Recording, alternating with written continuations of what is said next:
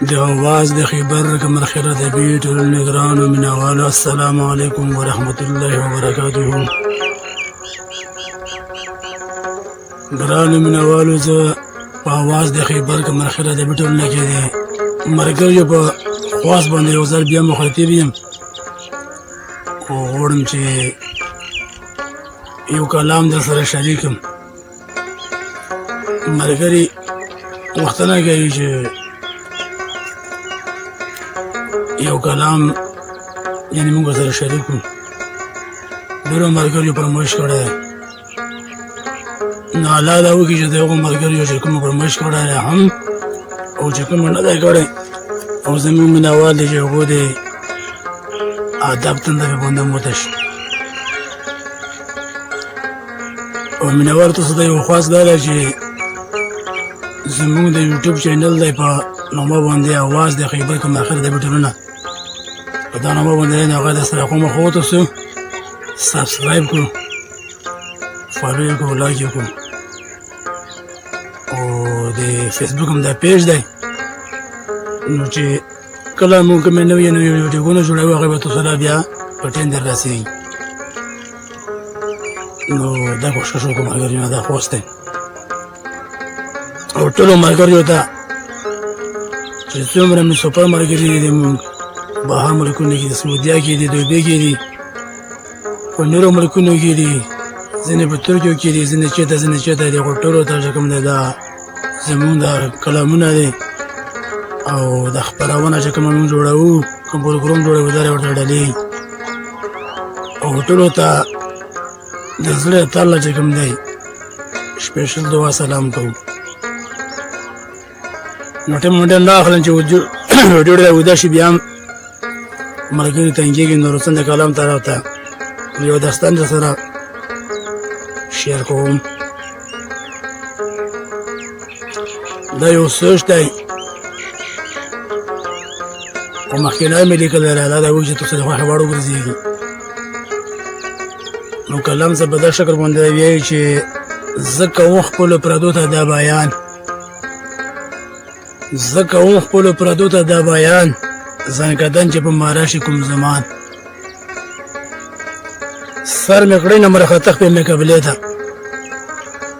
سر مې کړی نه مرخطخ په مقابلې ته کلمه د لا اله یې په خشان او چې مې روح کله د تن نه په رفتن شي چې مې روح کله د تن نه په رفتن شي لمبولو ته مې یاسې غسلان نو هیڅ قوت به بدن کې پاتې نشي هیڅ قوت به بدن کې پاتې نشي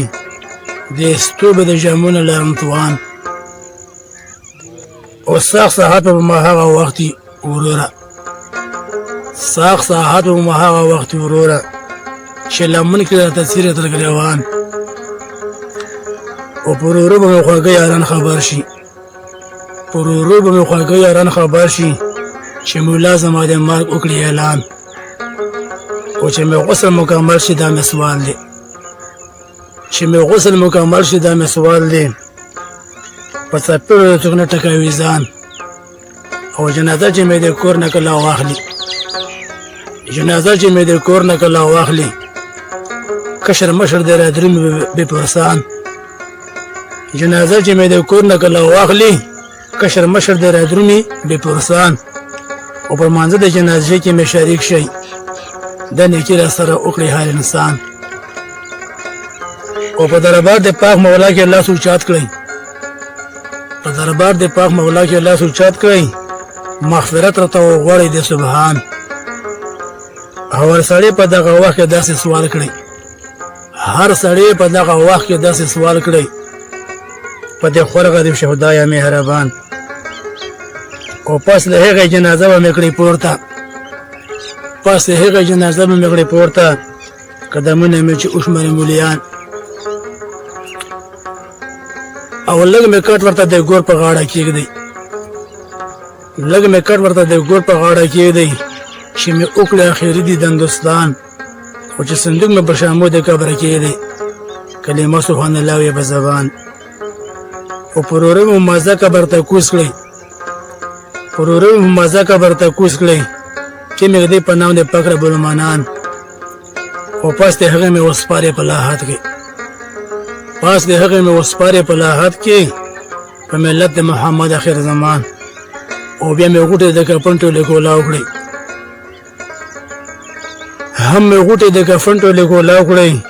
مخ مې واړوې قبلې ته هغه آن او چې لرګي را باندې کېږدي عزیزانو چې لرګي را باندې کېږدي عزیزانو جوړ د خاورو به شي ما باندې ډېران او زه به پاتې یک تنها شم مدیره کې زه به پاتې یک تنها شم مدیره کې